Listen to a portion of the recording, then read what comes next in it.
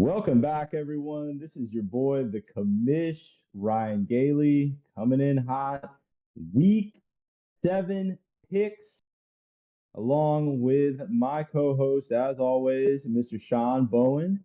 And it looks like we have a special guest joining us this evening. I feel like we've done him a disservice by not rolling out the red carpet. We have our, God, one, two, three-time defending champ, four-time overall, Mr. Eric Brazis, currently going by the name of Boot and Rally. Welcome to the chat, brother. Thank you, sir. I Welcome, was going welcome. to go with Puke and Rally, but ESPN deemed puke as a non-allowable word. Very hateful. Very hateful. Yeah, we went Boot and Rally. Yeah. Sounds good, man. Well, welcome in. Like I said, don't want to waste any more precious time, so we are going to go ahead and jump right into the Week 7 picks. Leading things off, we've got, oh boy, 1-5 Boot and Rally versus 1-5 Merry Christmas. I'm gonna go ahead and get it rolling here, and I'm gonna say we talked about it a couple weeks ago. Mrs. Gailey probably needs a name change to kind of maybe spark this squad. The whispers in the bushes right now around the Gailey household is we may in fact see that coming in the next couple days. What it is, I have no idea. Mrs. Gailey is sick and tired of losing, so she sounds like she's ready to shake things up. Lord, she's got Amon-Ra St. Brown coming back this week. She's got her two-headed monster at Kamara and Harris. On the flip side, Boot and Rally. No idea what he's going to do at QB this week. I assume he's going to hit the waiver wire. I'm not going to ramble anymore about this matchup. But I have been told that I am contractually obligated to pick Merry Christmas this week. So I am going with Mrs. Gailey. I'm going to go ahead and send this on over to Mr. Brazis. What you got on this one, brother? Yeah, I'm taking Amanda on this one as well. I like Kyler's matchup against the Saints. Their pass D isn't that great. D-Hop's coming back, and he's been running a lot more lately. So I think he's going to put up points. I think Kamara's going to put up points. And let's face it, the Bucs play the Panthers this week. They're coming off that shitty loss to the Steelers. That D is gonna score this week. So I got Amanda, and I have no idea what I'm doing at QB yet. So there's that.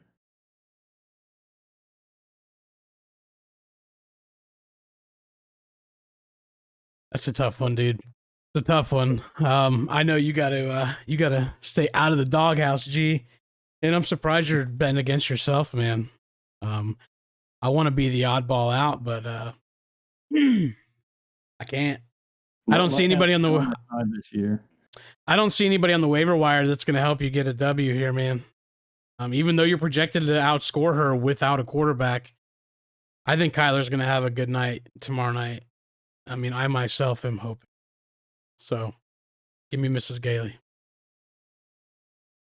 Sweep it. All right. Lock him in, dude. Moving on to matchup number 2 on the docket, we have the Old Guys Rule Bowl with the two elder statesmen in the VFFFL, Iron Smoke taking on Snitches Get Stitches. I got a little tidbit for the two of you boys. Did you know that the league currently has only 3 members that are over the age of 40? Snitches Get Stitches, Iron Smoke, and Dan the Man Marino. Unbelievable, man. Unbelievable. I forgot. Clark just turned the big 4-0. Yeah, right. Anywho, I did talk to my father-in-law earlier this afternoon, and Iron Smoke informed me that I will be cut out of the will if I pick him to win this week. With that said, I'm taking Snitches Get Stitches Over to you, Eric. So I think this is gonna be the lowest scoring game of the week. Regardless of what mine and Amanda's projected point totals are going to be, this is going to be the lowest scoring game of the week. I mean, you've got Russell Wilson, who seemingly forgot how to play football. Same thing with Aaron Rodgers. John currently doesn't have a tight end in his slot.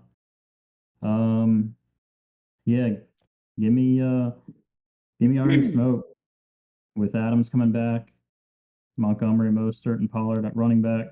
I think he'll put up enough points, and Swift should be back this week as well. So give me Smoke. Sean? He's got to get Russell out of there, man.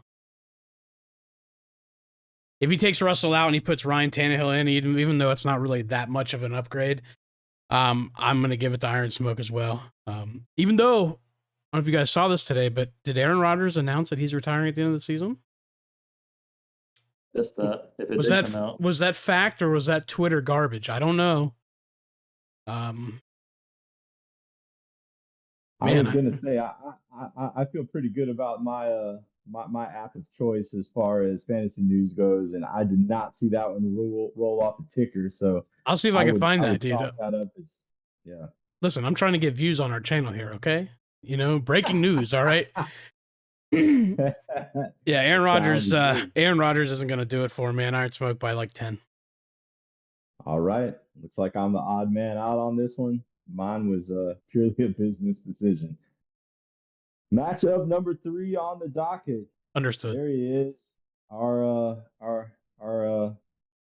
40-year-old Dan the Man Marino taking on the ageless wonder, the Jolly Roger. I think this is going to be a good one this week. I mean, the projections have it pretty much at a coin flip right now. Jamar Chase coming back with a big week. You know, Pat Mahomes, he's been rolling.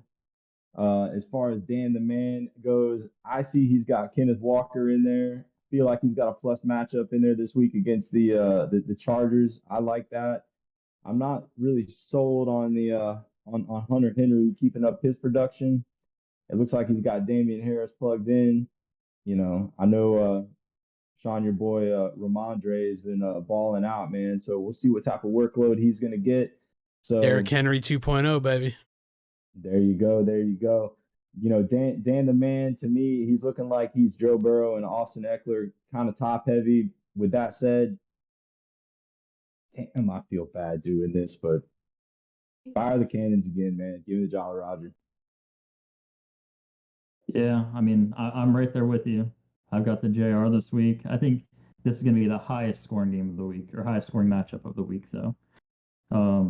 You know, I think Burrow and Mahomes are going to get into somewhat of a shootout. Eckler's going to keep dominating, but JR is looking a little bit more healthy than Dan the Man right now, especially with that question mark next to Damian Harris.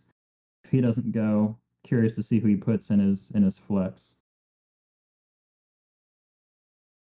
So I'm surprised that Juju's not in his flex to offset the potential onslaught of Patty Mahomes, right?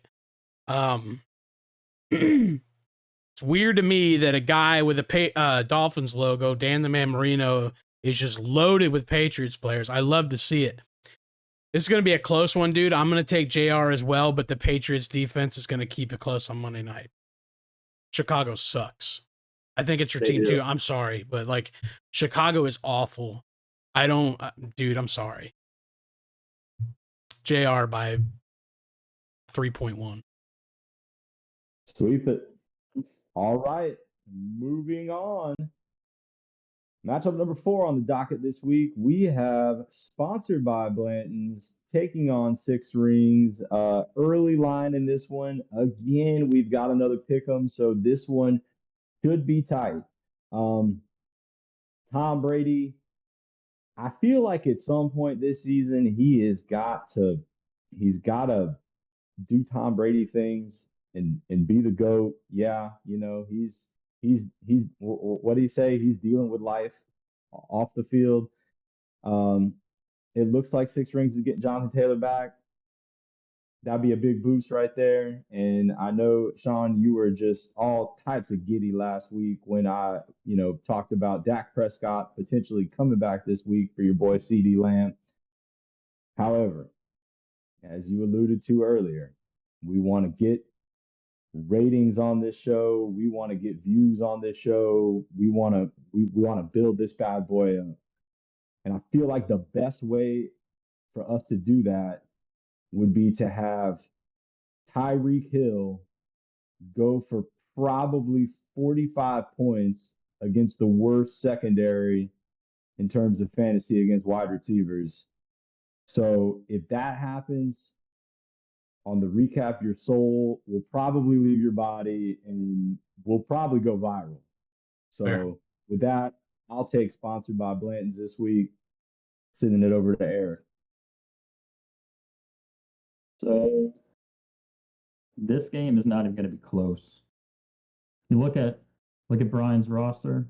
He's got Lamar. He's got Tyreek. That's it this week. They're not going to produce enough to beat Bowen's team. Brady's got Carolina. He's going to do Brady things this week after the embarrassment that he went through last week. And he's going to get the ball to Evans. Evans is going to score a couple tutties this week. JT's back. CD's back with Dak. D-Hop's back. The only question mark is Waller. Other than that, I think Bowen's solid this week. I got this as the largest margin of victory on the week. What a guy, dude. Maybe I need to chill out on you. Listen, dude, Tyreek scares me. I hope Minka keeps him in check. But the nominating factor in that game to me is Tua. Yeah, he's going to come back, dude, but all it's going to take is poor guy. I don't like picking myself, but I'm going to pick myself here. Oh, hell. I'm going to pick myself here. And generally when you don't pick me, I get the W. So I'm feeling pretty good. And Eric, I appreciate the kind words, dude. Me by 1,000. We're about to get 1.5 million views next week on the recap. Me by 1,000, dude. Yeah. I'm feeling good about this. Clip it and ship that shit. All right. Matchup number 5. We have the president of the Bills Mafia, Ass and TDs, taking on Hit It Like Bass.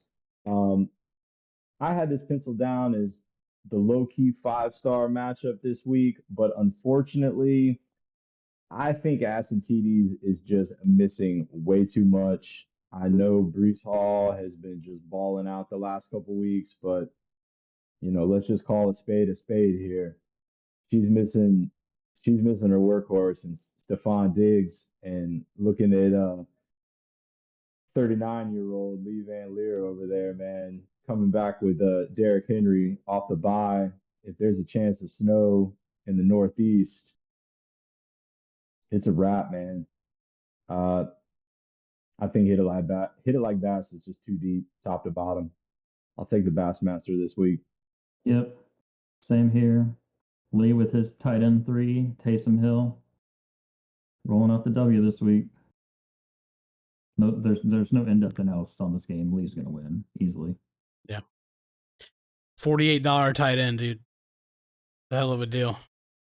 I bid 35. I was kind of pissed. I'm not gonna lie. But dude, he's got a 2-headed monster at running back. He's got Derrick Henry and Derrick Henry Jr. Don't sleep on Zeke this week playing the Lions either. So yeah. Zeke might rewind the clock, dude, and all of a sudden it's 2018 and Lee just scored 190 points. Yeah, I think this is going to be the biggest one-sided victory this week. Anna's in trouble with that bye week. So give me Hit It Like a Bass, base, whatever it is. Damn. Did we just sweep it again? I think we did. All right. We really need to keep these picks. If we get people on here every week, we really need to keep these picks and we need to hold them. I think that would be a lot Oh. of fun. We got you. I'm sure we'll have a statistician hired, or whatever the hell the proper term is. By the time we Get the intern. Oh yeah. there you go. Yeah, yeah. When I win by We'll have an 1,000 next intern week and hired this on video Tuesday. goes nuclear, we'll have an assistant soon. All right, that sounds good. Intern on the docket for next Tuesday. All right, 5-star matchup, the VFFFL Classic. The South Central LSU Mud Dogs taking on the AT Aliens.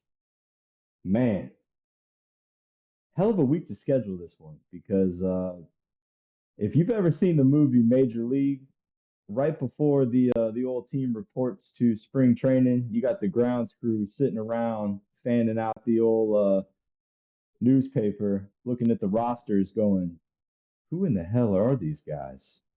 And I feel like that's what Doug and I are going to end up doing this week. I mean, to be quite honest, I talked to him on Monday, and we almost came to an agreement just to start kickers and just see what happened. But I don't think we're going to do that. I would pay for that. Eric, you got some money on this, dude? My money's on you if that's what you do. But I'll shut up. It's still early. We'll see what transpires between now and Sunday. But as I promised Doug, I got to do it. Within a matter of hours, well, excuse me, in a matter of days, with this matchup, we'll be able to answer the question: who will ascend to the top of the mountain? Hell with it. I'm taking the Mud Dogs this week. What you say, Eric? Yeah, so I'm gonna throw some stats out here on this game. So, looking into things a little bit deeper. So Doug is 6-0.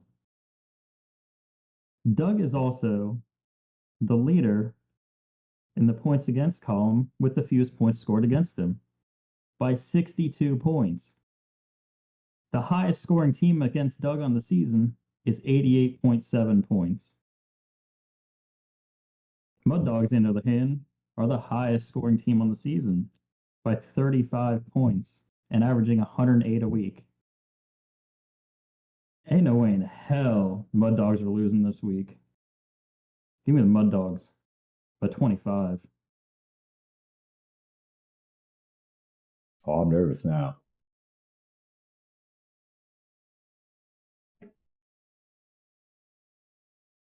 Listen. ATL should be 5-1, but I made a mistake.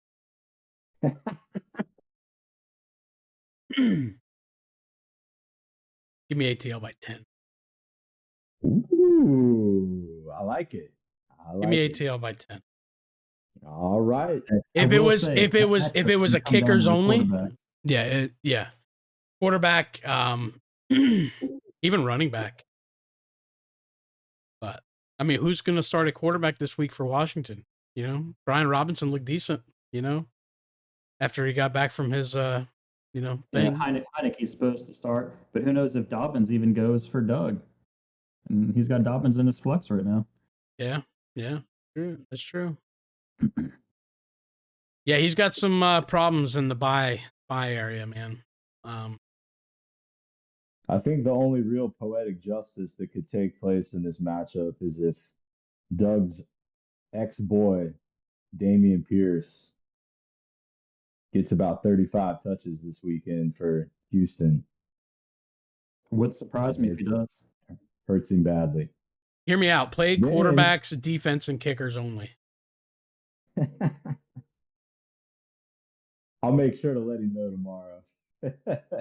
He'll know. Well, all right, man. That pretty much wraps up the picks for this week. I don't have any parting shots. Eric, would you have any parting words you'd like to bless the league with before we let you go? No, gentlemen, I just want to thank you for having me on. I appreciate it. Appreciate that. Absolutely, man. Thanks for being the first one. Maybe others will follow, you know? Awesome. If you want to have me back, I'll be back as well. Yeah, absolutely. Sounds good. Well, good luck this weekend, everyone, except Doug. I hope your team crashes and burns. See y'all Peace. next week. Peace.